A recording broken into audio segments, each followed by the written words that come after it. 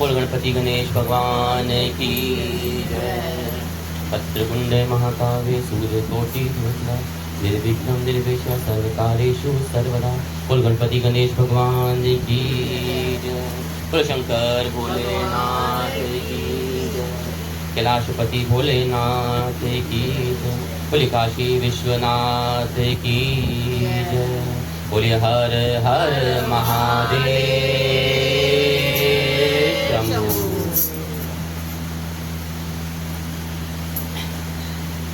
बोले रामचंद्र महाराज की जय। सावन मास, आज तीसरे अध्याय की कथा। हमने कल जैसे इस कथा के महात्म्य में सुना कि भगवान शिव ने कैसे सनत कुमार जी को तिथियों, वारों, त्योहारों, उन तिथियों के देवताओं के बारे में वर्णन किया, और उसी तरह से सनत कुमार जी कितने तृप्त हो रहे हैं। और जब एक व्यक्ति की जिज्ञासा अपने चरम पर होती है, आनंद में डूबा होता है, तो कितना भी उसे अमृत पान कराया जाए उसकी तृप्ति नहीं होती, क्योंकि वो नहीं है कि हमें बस मिल जाए, वो होता है कि इस अमृत पान को जितना ग्रहण कर सके उतना ग्रहण करें। भगवान शंकर के इस कथा वर्णन को बढ़ाते हुए जब उन्होंने कल जो वर्णन किया, उसके बाद सनत कुमार जी कहते हैं कि हे भगवान, हे भोलेनाथ, हे देवादिदेव, आपने श्रावण मासों का संक्षिप्त वर्णन किया, क्योंकि भगवान ने बहुत छोटे में वर्णन कर दिया था, संक्षिप्त तौर पे। हे स्वामी, इससे मेरी तृप्ति नहीं हो रही है, अतः आप कृपा करके विस्तार में वर्णन कीजिए, जिससे सुनकर हे सुरेश्वर, हे जगत पिता, मैं कृत्य हो जाऊं, मैं कृतार्थ हो जाऊं, मेरी तृप्ति तो हो सके। उनके भाव को देखकर देवादिदेव भोलेनाथ कहते हैं कि हे योगेश, जो बुद्धिमान नक्त व्रत के द्वारा श्रावण मास को व्यतीत करता है, वह 12 महीनों में नक्त व्रत करने का फल का भागी हो जाता है। भोलेनाथ ने उनकी प्रार्थना को स्वीकार किया और जो संक्षेप में बताया था उसको विस्तार पूर्वक बताना शुरू किया। जैसे हमने पहले दिन बताया था कि श्रोता जैसा होता है वक्ता वैसा ही ज्ञान प्रदान करता है। जैसा पात्र होगा ना, उस पात्र में वैसा ही समाएगा, उतना ही समाएगा जैसा आपके पास पात्र होगा। नक्त व्रत के दिन की समाप्ति के पूर्व सन्यासियों के लिए एवं रात्रि में गृहस्थियों के लिए भोजन का विधान है, जिसमें सूर्यास्त के बाद की 3 घड़ियों को छोड़कर नक्त भोजन का समय होता है। सूर्य के अस्त होने के पश्चात 3 घड़ी संध्या काल होता है, और संध्या वेले में आहार, मैथुन, निद्रा और चौथा स्वधाय, इन चारों कर्मों का त्याग कर देना चाहिए। गृहस्थ और यति के भेद से उनकी व्यवस्था के विषय में मुझसे सुनिए। सूर्य के मंद पड़ जाने पर जब अपनी छाया अपने शरीर से दुगनी हो जाए, उस समय के भोजन को यति के लिए नक्त भोजन कहा गया है। रात्रि भोजन उनके लिए नक्त भोजन नहीं होता। बोलिए हर हर महादेव। तारों के दृष्टिगत होने पर विद्वानों ने भ्रष्ट के लिए नक्त कहा है, और यति के लिए दिन के 8वें भाग के शेष रहने पर भोजन का विधान है। उनके लिए रात्रि में भोजन का निषेध किया गया है। गृहस्थ को चाहिए कि वह विधि पूर्वक रात्रि में नक्त भोजन करे, और यति, विधवा तथा विदुर व्यक्ति सूर्य के रहते नक्ताव्रत करे। विदुर व्यक्ति यदि पुत्रवान हो तब भी उसे रात्रि में ही नक्त व्रत करना चाहिए। अनाथाश्रमी को हो अथवा आश्रमी हो, अथवा पत्नी रहित हो, अथवा पुत्रवान हो, उन्हें रात्रि में ही नक्त व्रत करना चाहिए। भगवान भोलेनाथ ने सनत कुमार जी के आग्रह करने पर उन व्रतों का, उपवासों का, पूजन का, अभिषेकों का, सबका विस्तार पूर्वक वर्णन शुरू करना है। अरे धन्य धन्य भोलेनाथ, बांट दियो तीनों लोक पल भर में। धन्य धन्य भोलेनाथ, दियो तीनों लोक पल भर में। धन्य भोलेनाथ, बांट दियो तीनों लोक पल भर में। धन्य भोलेनाथ, बांट दियो तीनों लोक पल भर में। ऐसे दीन दयाल मेरे शंभू भरो खजाना पल भर में। ऐसे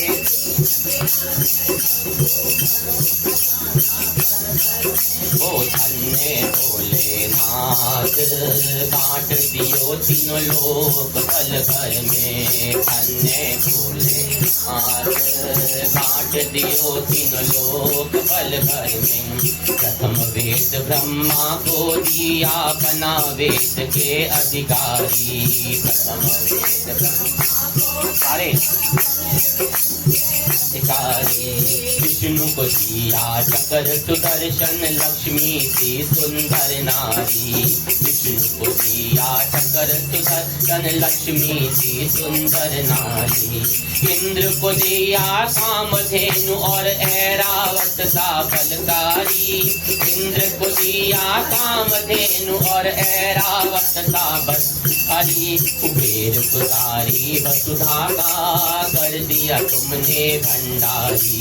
कुबेर को सारी वसुधा का कर दिया तूने भंडारी। अपने पास पात नहीं रखा भरा अना खबर में। अपने पास पात नहीं रखा तो एक खबर में। ओ धन्य भोलेनाथ, बांट दियो तीन पल भर में। धन्य भोलेनाथ, बांट दियो तीनों लोक पल। अमृत तो देवताओं को दिया, आप हलाहल पान किया। अमृत तो देवताओं को दिया, आप हलाहल किया। ब्रह्म ज्ञान दे दिया उसी को जिसने तेरा ध्यान किया। ब्रह्म ज्ञान दे दिया उसी को जिसने। भागीरथ को दे दी गंगा, सारे जग ने स्नान किया। भागीरथ को दे दी गंगा, सारे जग ने स्नान किया। बड़े बड़े पापियों को मारा, पल भर में कल्याण किया। बड़े बड़े पापियों को तारा, पल भर में कल्याण। अपने तन पे बस न रखा, मगन रहे तुम बागंबर में। अपने न रखा, मगन रहे बागंबर में। धन्य भोलेनाथ, तुझे मेरे बांट दियो तीनों पल भर में। धन्य भोलेनाथ, बांट दियो तीनों लोक। लंका रावण को दे दी 20 भुजा 10 शीश दिए। लंका रावण को शीश दिए। रामचंद्र को धनुष बाण और हनुमान को गदा दिए। रामचंद्र को गदा दिए। मनमोहन को मुरली दे दी, मोर मुकुट बख्शीश दिए। मनमोहन को मुरली दे दी, मोर मुकुट बख्शीश दिए। मुक्ति हुए काशी के वासी, भक्तों को विश्वास किए। मुक्त हुए काशी के वासी, भक्तों को विश्वास दिए। आप नशे में चूर बोला, भांग पिए नित्य खप्पर में। आप मस्त रहे रे बोला, भांग पिए नित्य खप्पर में। ऐसे भोलेनाथ मेरे शंभू भरो खजाना पल भर में।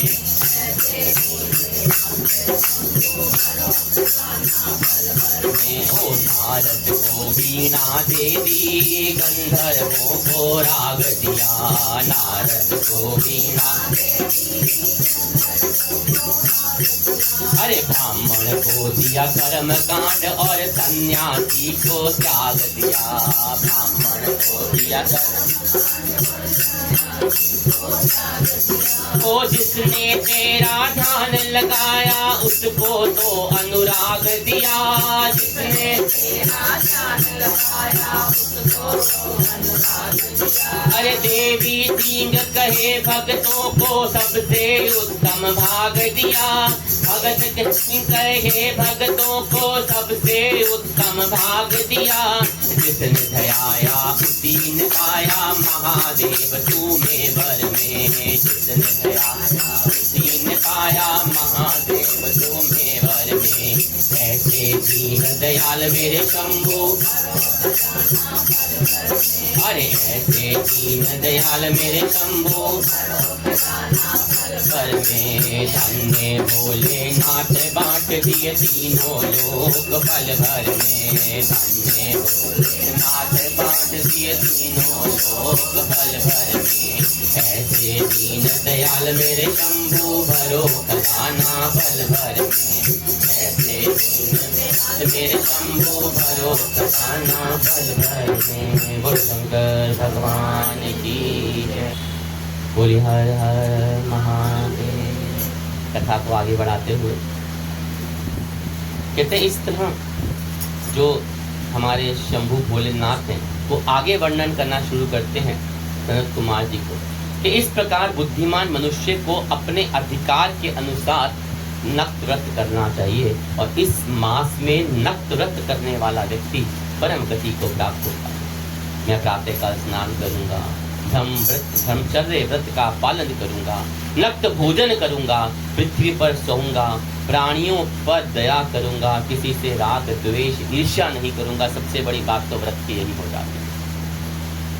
हे देव, इस व्रत को प्रारंभ करने पर यदि मैं मर जाऊं तो हे जगत पिता, आपकी कृपा से मेरा व्रत पूर्ण हो। कोई व्यक्ति होते हैं ना व्रत रख के लोग खा जाते, तो ऐसी प्रार्थना कर लेनी चाहिए कि हे प्रभु, कि ऐसा संकल्प कर ले कि अगर व्रत के दौरान मेरी मृत्यु हो जाए तो मेरे व्रत को पूर्ण करिएगा। ऐसा संकल्प करके बुद्धिमान व्यक्ति को श्रावण मास के प्रतिदिन नक्त व्रत करना चाहिए और इस प्रकार नक्त व्रत करने वाला व्यक्ति मुझे मतलब भोलेनाथ को अत्यंत अत्यंत प्रिय होता है। बोले शंकर भगवान की। ब्राह्मण के द्वारा स्वयं ही अति रुद्र, महारुद्र और महारुद्र के महीने भर प्रतिदिन अभिषेक करना चाहिए। जैसे कथा में पहले भी आया था कि आगे पीछे तो हम जब भी रुद्राभिषेक करते हैं तो उसके मुहूर्त निकालते हैं, वक्त निकालते हैं, दिन निकालते हैं, तिथि निकालते हैं, लेकिन सावन में आप कभी भी नित्य इसका आप कर सकते हैं रुद्राभिषेक। मैं उस व्यक्ति पर प्रसन्न हो जाता हूं क्योंकि मैं जलधारा से अत्यंत प्रीति रखने वाला हूं अथवा रुद्र मंत्र के द्वारा मेरे लिए अत्यंत प्रीति कर होम प्रतिदिन करना चाहिए। अपने लिए तो जो भी भोज्य पदार्थ अथवा सुख उपयोग की वस्तु अति प्रिय हो, संकल्प करके उन्हें श्रेष्ठ ब्राह्मण को प्रदान करके स्वयं महीने भर उन पदार्थों का त्याग करना चाहिए। समझ आया? अपने लिए जो भी भोज्य पदार्थ मतलब खाने की वस्तु और जो सुख सुविधाएं उपयोग में लाते हो, जो आपको अति प्रिय हो,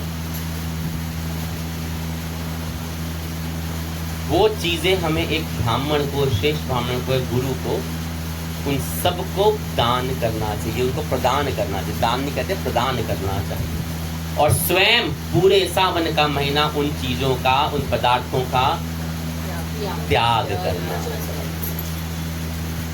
ये सबसे बड़ा व्रत माना जाता है। बहुत मुश्किल काम है। नहीं, मुश्किल काम त्याग नहीं है, वो आगे प्रदान करना बड़ा मुश्किल काम है आपको, क्योंकि वो निकलना ही बड़ा मुश्किल हो जाता है। इसी पे ना एक बड़ी बात याद आ गई। दान करने का सही तरीका क्या होता है? कहते हैं दान करने का सही तरीका क्या है, वो स्कंद पुराण में एक वर्णन आता है। महाकाल राजा करंदम थे, और महाकाल जो थे वो राजा करंदम को बता रहे हैं कि प्राचीन काल में जब मनुष्य दान करते थे तो उसमें उस दान में असुर घुस जाते थे, और उस सारे दान को असुर ग्रहण कर लेते। देव और दानव दो ही तो हैं। अब उससे क्या हुआ, बार बार होने से वो देवता और पितृ दोनों बड़े परेशान हो गए कि भाई जो आता है वो मिलता ही नहीं, तो सारे असुर खा जाते हैं। तो सारे जो इकट्ठे होकर ब्रह्मा जी के पास चलेगा, कहते हैं देवादिदेव प्रभु आपके पास समस्या लेकर आए हैं, समाधान आप कीजिए, नहीं तो हम सब तो नष्ट हो जाएंगे। क्योंकि जो हम करते हैं, पितृदान करते हैं, दान करते हैं, उससे तो देवलोक पितृलोक के सब, तो अगर वही नहीं होगा तो सब नष्ट हो जाएंगे। उन्हें सारी समस्या बताई। तब ब्रह्मा जी ने सोच विचार करके उपाय बताया। स्कंद पुराण में वर्णन आता है। कहते हैं ऐसा करो कि आज के बाद जब भी कोई दान हो, जब पितरों के लिए दान हो, उसमें तिल डाल दिया जाए। आप देखें ना, पितृदान में जब करते हैं, जल करते हैं, उसमें तिल डाले जाते हैं। पितरों के लिए पूजा के में काले तिल का इस्तेमाल किया जाता है, देखा है ना, ये ब्रह्मा जी का। और साथ ही जब देवताओं के लिए दान होता है, पूजन किया जाता है, जो हम करते हैं, उसमें क्या डालते हैं, अक्षत और दूर्वा।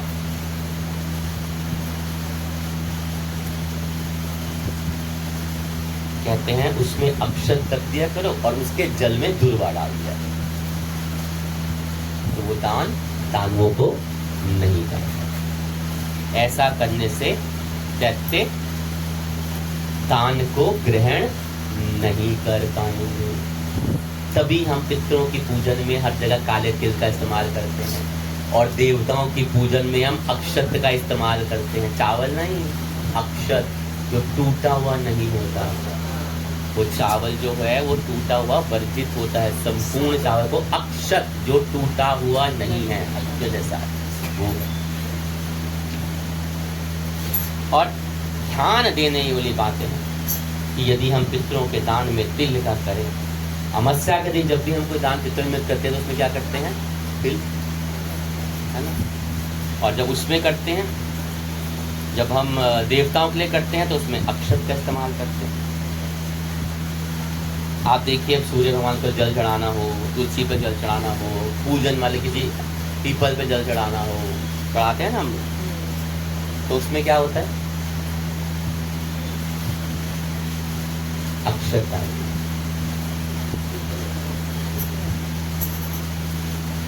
तो आपके देवताओं को लग जाता है। लेकिन सबसे उत्तम, आपने एक बात देखी है कि जब हम महादेव भोलेनाथ को जल चढ़ाते हैं तो अक्षत नहीं डालते, क्योंकि वो देवों के देव महादेव हैं। वो सिर्फ आपके भावपूर्ण जल से ही खुश होकर उसे ग्रहण कर लेते हैं। वो दानवों को नहीं जाता, वो दैत्यों को नहीं जाता, वो सिर्फ हमारे भोलेनाथ ग्रहण कर लेते हैं। बोलिए हर हर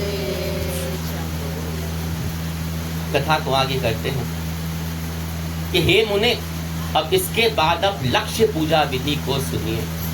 लक्ष्मी चाहने वाले अथवा शांति की इच्छा रखने वाले मनुष्य को लक्ष्य बिल्व पत्रों से या लक्ष्य दुर्वा दलों से शिव की पूजा करनी। लक्ष्य मतलब 1 लाख दुर्वा दलों से, दुर्वा तो पता ही है ना सबको, और या 1 लाख बिल्व पत्रों से शिव की पूजा करने से लक्ष्मी की प्राप्ति हो जाती है। आयु की कामना करने वाले को चंपा के लक्ष्य पुष्पों से, और विद्या की कामना करने वालों को, विद्या प्राप्ति करने वालों को मल्लिका के फूल या चमेली के लक्ष्य फूलों से श्री हरि की पूजा करनी है। देखो, धन चाहिए तो शिव की पूजा बताइए, और विद्या या आयु चाहिए तो विष्णु की पूजा करें। धन तो यही दे सकते हैं, विष्णु ज्ञान भक्ति प्रदान करते हैं तो ज्ञान। शिव तथा विष्णु की प्रसन्नता तुलसी के दल से भी सिद्ध होती है और पुत्र की कामना करने वाले को कटेरी के दलों से शिव तथा विष्णु की पूजा करनी चाहिए। बोलिए हर हर महादेव। बुरे स्वप्न की शांति के लिए धान्य से पूजन करने का प्रश्न है, नियम है, और देव के समक्ष निर्मित किए गए रंग बलि आदि के विभिन्न रंगों से रचित पद्म, स्वास्तिक और चक्र आदि से प्रभु की पूजा करें। इस प्रकार सभी मनोरथों की सिद्धि के लिए सभी प्रकार के पुष्पों के लिए से यदि मनुष्य लक्ष्य पूजा करे तो शिव जी प्रसन्न हो जाते हैं और वांछित फल प्रदान करते हैं। बोलिए हर हर। इसके बाद आपको उद्यापन करना चाहिए, मंडप का निर्माण करना चाहिए। हम तो पूजन करके हाथ जोड़ के घर निकल जाते हैं, लेकिन ये सोचिए जो सावन का चल रहा है, इतना से आप यज्ञ कर रहे हैं और यज्ञ क्या उद्यापन नहीं होता, करते हैं आप ऐसे? आप व्रत करते हो ना, 11 व्रत रख दिए, 16 सोमवार रख दिए, बृहस्पतिवार का उसका उद्यापन करते हैं ना, है ना? यज्ञ हवन करते हैं तो बाद में पूर्णाहुति करते हैं ना।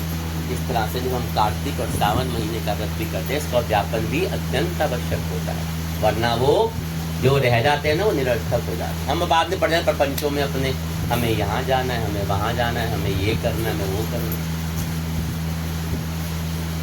उसके उद्यापन करना चाहिए, मंडप का निर्माण करना चाहिए, मंडप के त्रिभाग परिणाम से वेदिका बनानी चाहिए और तदंतर पुण्य चा हवन करके आचार्य का वर्ण करना चाहिए। उस मंडप में प्रविष्ट होकर गीत वाद्यों शब्दों से और तीव्र वेद ध्वनि से रात्रि में जागरण करना चाहिए। वेदिका के ऊपर उत्तम लिंगोभृत बनाना चाहिए और उसके बीच में चावलों से सुंदर कलश का निर्माण, कैलाश का निर्माण करना चाहिए। उसके ऊपर तांबे का अक्षत, चमकीला और पंच पल्लव युक्त कलश स्थापित करना चाहिए।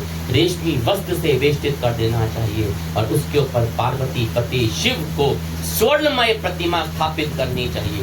तत्पश्चात पंचामृत पूर्वक धूप, दीप और नैवेद्य से उस प्रतिमा का पूजन करना चाहिए तथा गीत वाद्य नृत्य और वेद शास्त्रों पुराणों के पाठ से द्वारा रात्रि में जागरण करना चाहिए। बोलो हर हर।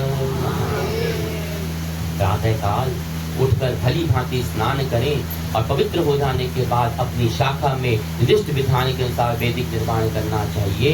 उसके मूल मंत्रों से या गायत्री मंत्रों से या शिव के श्रेष्ठ नामों द्वारा तिल और घृत मिश्रित खीर से हवन करना चाहिए और जिस मंत्र से पूजा की गई हो उसी से होम करके पूर्ण आहुति डालनी चाहिए। उसके बाद वस्त्र, अलंकार, आभूषणों से भली भांति अपने गुरु आचार्य जो करवा रहे हो उनका पूजन करके उनको समर्पण चाहिए। बोलिए हर हर महादेव। उसके पश्चात ब्राह्मणों को भोजन कराइए, दान दक्षिणा दीजिए और जिस जिस वस्तु से उमापति महादेव की लक्ष्य पूजा की जाती हो उन सब का दान करिए। स्वर्णमय मूर्ति बनाकर शिव की पूजा करनी चाहिए। यदि दीप कर्म किया जाए तो दीपक का दान करना चाहिए। चांदी का दीपक और सोने की वृत्तिका अर्थात बत्ती बनाकर उसे गोधित में भरकर उस सभी मनोकामनाओं और अर्थ की सिद्धि के लिए उसका दान करना चाहिए और उसके बाद प्रभु से क्षमा प्रार्थना करनी चाहिए। अंत में 100 ब्राह्मणों को भोजन कराना चाहिए। हे मुनि, जो व्यक्ति इस प्रकार पूजन करता है मैं उस पर अत्यंत प्रसन्न हो जाता हूँ और उसमें जो भी श्रावण मास में पूजा करता है मैं उसका अनंत फल उसे प्रदान करता हूँ। बोलिए हर हर महादेव। आप लोगों को लग रहा होगा ऐसा कौन करता है आजकल, पर आजकल ऐसे बहुत से लोग करते हैं।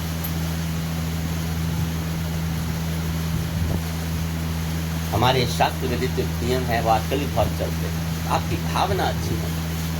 बोले शंकर भगवान की, बोले काशी विश्वनाथ की, बोले हर हर महादेव शंभू। अरे डम डम डमरू बजाना होगा, डम डम डमरू बजाना आना होगा। अरे बोले मेरी कुटिया में आना होगा, बोले मेरी कुटिया में आना हो डम डम डमरू बजाना होगा। अरे बोले मेरी कुटिया में आना होगा, बोले मेरी सावन के महीने में हम बेल पत्ते लाएंगे, सावन के महीने में अरे बड़ी बेल पत्तर हम तुमको चढ़ाएंगे। अरे थाली में फूल और चंदन होगा, थाली में फूल और चंदन होगा। और बोले मेरी कुटिया में आना होगा, बोले मेरी कुटिया में आना होगा। अरे बोले मेरी कुटिया में आना होगा, बोले मेरी कुटिया में आना होगा। और डम डम डमरू बजाना होगा, डम डम डमरू बजाना होगा। ओ सावन के महीने में हम गंगा जल लाएंगे, सावन के महीने में गंगा जल लाएंगे। बड़ी गंगा जल बोले तुमको चढ़ाएंगे, बड़ी गंगा जल बोले तुमको चढ़ाएंगे। अरे फिर तो भजन और कीर्तन होगा, फिर तो भजन और कीर्तन होगा। अरे बोले मेरी कुटिया में आना होगा, बोले मेरी कुटिया में आना होगा। और डम डम डमरू बजाना होगा, डम डम डमरू बजाना होगा। अरे बोले मेरी कुटिया में आना होगा, बोले मेरी कुटिया में आना होगा। अरे सावन के महीने में हम गंगा रेत लाएंगे, सावन के महीने में हम गंगा रेत लाएंगे। वो बड़ी गंगा रेत पे शिवलिंग बनाएंगे, बड़ी गंगा रेत पे शिवलिंग बनाएंगे। अरे फिर तो भोले का अभिनंदन होगा, फिर तो भोले का अभिनंदन होगा। अरे डम डम डमरू बजाना होगा, डम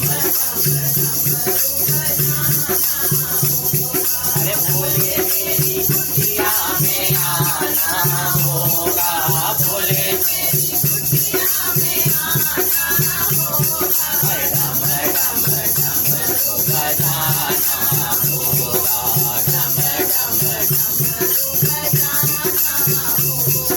ओ सावन के महीने में हम भांग धतूरा लाएंगे, सावन के महीने में हम भांग धतूरा लाएंगे। अरे भांग धतूरा लाएंगे और भोले को चढ़ाएंगे, भांग धतूरा लाएंगे और भोले को चढ़ाएंगे।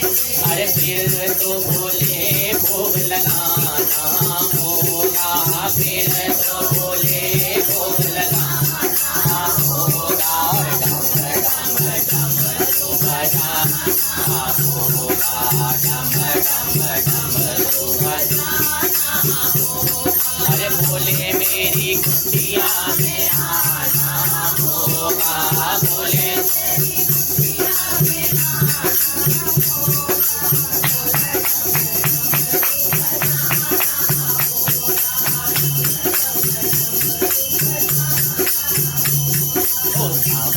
महीने में हम कावड़ लेके आएंगे, सावन के महीने में हम कावड़ लेके आएंगे। और कावड़ लेके आएंगे और भोले को मनाएंगे, कावड़ लेके आएंगे और भोले को मनाएंगे। वो फिर तो चरणामृत सबको मिलेगा, फिर तो चरणामृत सबको मिलेगा। और भोले मेरी कुटिया में आना होगा, भोले मेरी कुटिया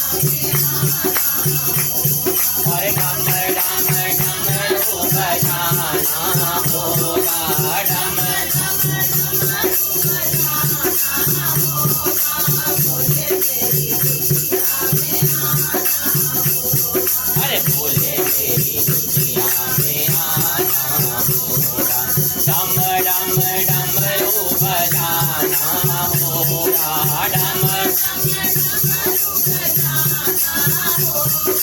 बोले मेरी खुशियाँ में आना होगा, बोले मेरी खुशियाँ में आना होगा, बोले मेरी खुशियाँ में आना होगा। हर हर महादेव शंभू, साचे दरबार की जय।